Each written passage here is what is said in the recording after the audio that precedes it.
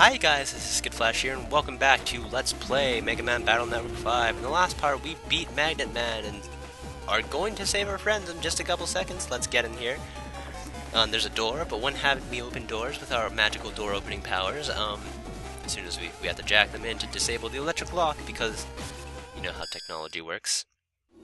I don't think there's anything in here, so you don't have to actually worry about looking for stuff.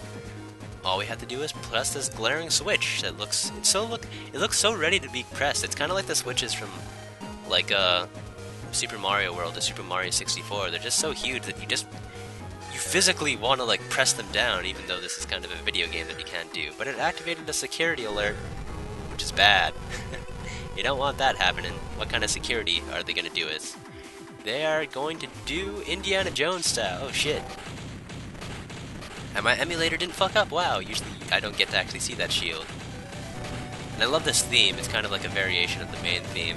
He's saving us! Friends, yeah!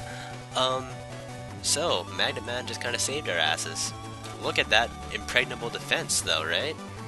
We, that's, I know, that would have made more of a bigger deal if I actually, you know, explained why that was a big deal. But yes, there you go. So can you open? Yeah, there you go. I love how it makes the confirmation theme too. So are you alright? Yes, they're all thanking us. Okay, cool. And is there gonna be another earthquake? Why would that even be a thing? You saved. Yeah, okay, I guess, you know, the whole thing could cave at any moment because you have been, you know, drilling. Oh yeah, and Yai's rich, so obviously she'd know this person, apparently. I think her name's Tesla. 'Cause, you know, magnets, get it? Electricity, more so, actually. Electromagnetism. Har har, I think. I don't even know what I'm saying anymore. It's your phone. Okay, so what's up? It's me. Okay, so we're gonna... Oh gosh, they're gonna attack AC/DC, so we gotta strike now. But we had no strategy for the guns. Like, you know, the guns that just totally wreck us because we don't have enough defense. Get it? Guard, I know. So yes, okay, so... And we're gonna ask for Magnet Man's power. And Nebula has been given trouble to Tesla, so it all works out perfectly. Awesome. Again, I noticed while I was battling that boss that I didn't really explain the boss, because typically in this game bosses go by really, really quickly. But in the future, because we will have many chances to battle, to rematch Magnet Man, I will be explaining Magnet Man, and I also will be explaining Nightman sometime in the distant future. Nightman is who you would have fought if you're playing Team Colonel instead of Team Proto Man. There are, again, pretty significant differences between the games. The bosses would probably be the main one, because, like, you know, you're using someone else, obviously. I probably could have done that better. If I killed this guy instead of the Metal, it would have only taken 2 charge dots instead of 1, and he totally just knocked me out of full synchro because I got lazy. Okay, but we at least got Fire Hit Q. That's kind of disappointing, because like it's actually something we do use in Team Proto Man, but it's also at the same time a chip I don't really like to use. So that's kind of sad, honestly. I don't know if there's anything in here. I know there's something in here, but I don't know where it is. I think it's like Holy Panel. Yes, it is. That's actually somewhat useful. It only makes 1 Holy Panel, so that's kind of eh. But Holy Panels are pretty interesting. They make it so that... What can I even say about this? They make it so that you make a Holy Panel, and if you're on a Holy Panel, you only take half as much damage. So that can be really useful. Not all the time, but it is a thing that can happen, so that's nice. I don't think there's anything else. No, totally glad I checked the rest of the place. Regular up. Less glad, because we don't really need regular memory anymore. And I totally... Why did I jack out? Oh, man. I'll just cut back to where I was. Okay, so here we are. Let's actually buy something from the shop, because, you know, we do have money now. Circle Gun is actually a pretty cool thing. It does a lot of damage. But I think my money is going to go to the usual HP memory. I probably should be actually saving it, because soon we're going to actually want a chip that's going to cost a lot of money, and I just realized that, and that was probably a bad idea on my part. But you know what? We're doing it anyways, because that hadn't crossed my mind until now. And that was quick. Again, because of splash damage. What's cool with copy damage is that, let's say like you hit 2 enemies at once with a chip, that's also copy damage. So because I hit the cactus with my Vulcan chip, and I also hit the name guy with the Vulcan chip, like that cactus gets like damaged twice as much as it normally does because like, you know, oh damn, cactus. Double damage, copy damage, great. And Magnet Man's kind of a bad guy in this version, but because his defense, he's an ex-Gospel Navi, that's what he was. What a surprise! Alright, and he's going to be helping us out from now on. He's joining Team Proto Man.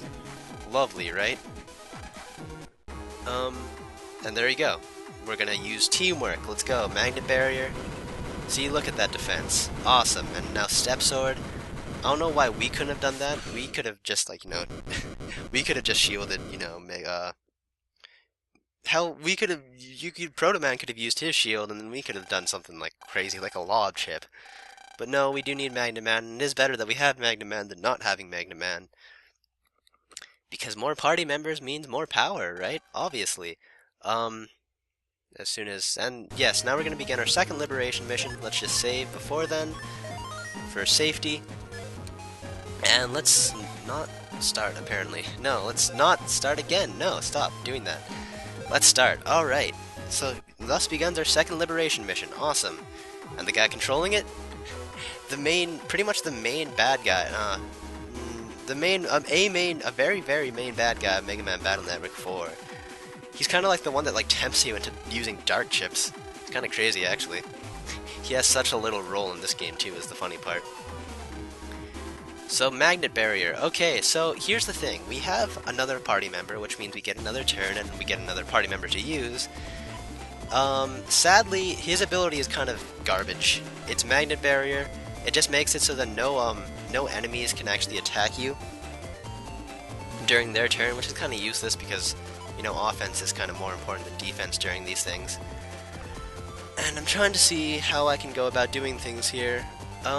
Again, we gotta think things through. Now that we have more party members, with all their unique abilities, it becomes, like, you know, very strategic. If you can do things right, then you can actually do things very, very, very quickly in terms of, you know, liberation missions in the grand scheme of things, like how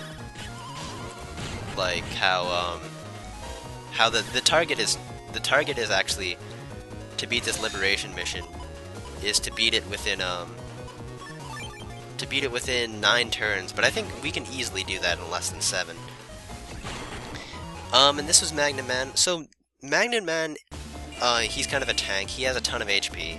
He has actually just as much as Mega Man, because Mega Man's kind of souped up at the moment. But normally he'd have a ton of HP in comparison to everyone else. Where Magnet Man actually excels is that he's actually good in disadvantageous situations.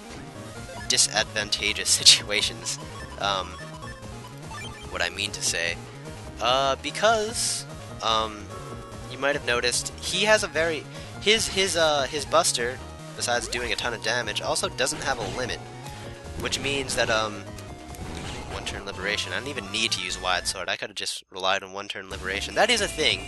It becomes like a thought process you have to make. Like, if you think you can do things in one turn, then there's no reason in wasting the order points to actually get a one-turn to, like, use it. But if you don't feel confident, then by all means don't do it, because, you know, if you kind of mess up, that puts a huge hole in your plans. Or rather, it doesn't put a hole in your plans, because it's all about proceeding. But that's beside the point. But yeah, so what was I saying?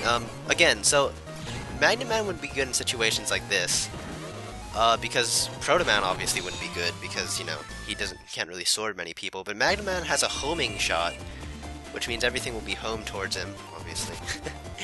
And does a moderate amount of damage, so, like, if there's ever a moment where, like, you could use anyone you wanted, and it was a disadvantageous situation, not surrounded, though, that'd be Proto Man's place to shine. But if it was disadvantageous, then yeah, by all means, use Magnet Man. So now, again, I have to plan who it is I want to kill with whom. Again, it all becomes a thinking game, and it's really fun. Maybe it's not the funnest to watch, but whatever, it still is very much fun. I made my decision to try and kill this guy with Magnum Man because Magnum Man's north-south tackle is something I'm probably not going to end up doing. Actually, if I want to risk it, I easily could. If I can do things right, then this should be easy. Yes, there you go. Okay, north-south tackle is a very interesting chip.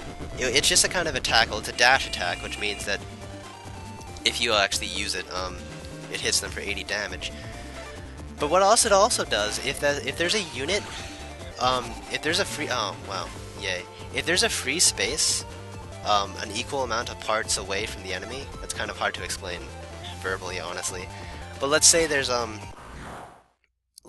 like you're one panel away from the enemy, and like there's one free space like panel away, like behind them, then you'll actually, as you saw, you'll actually make a green copy of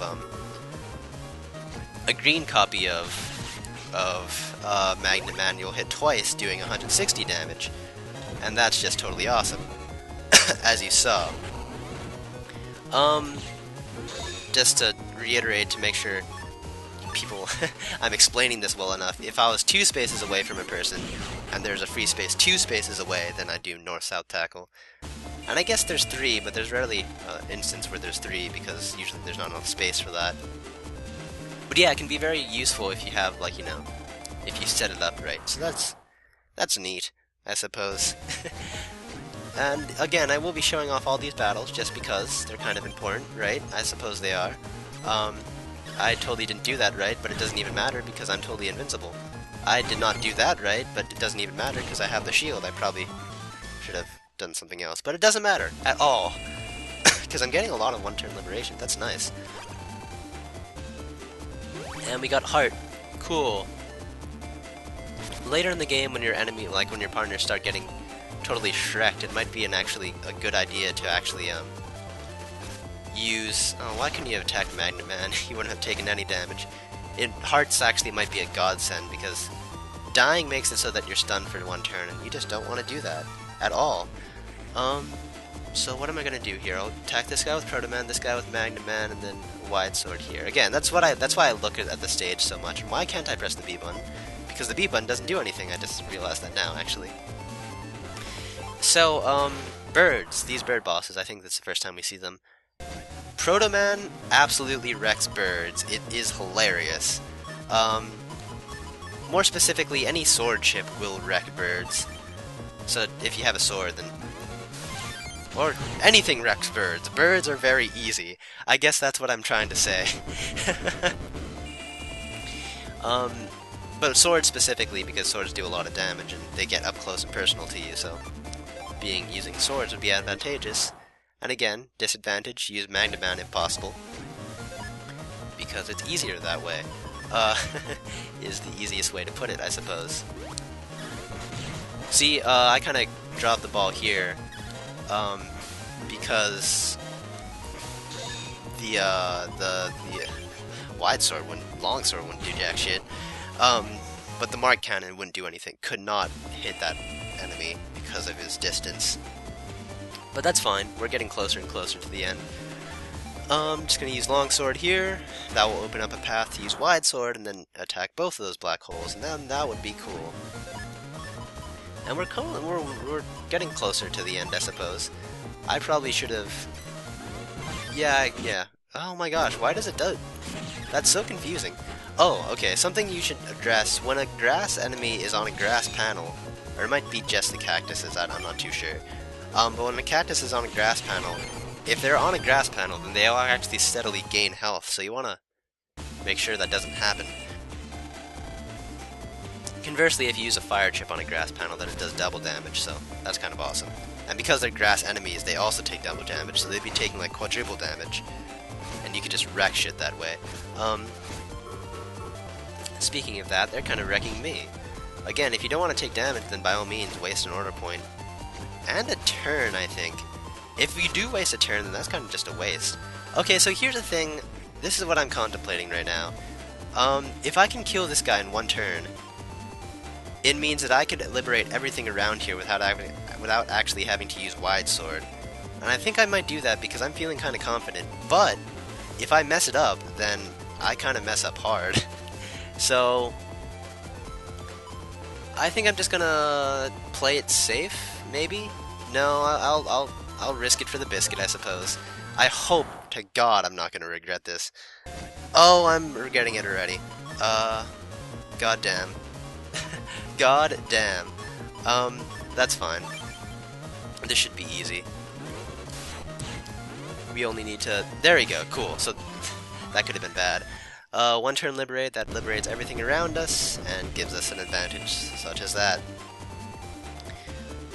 Cool, so now we can kill this guy. This black hole, that is.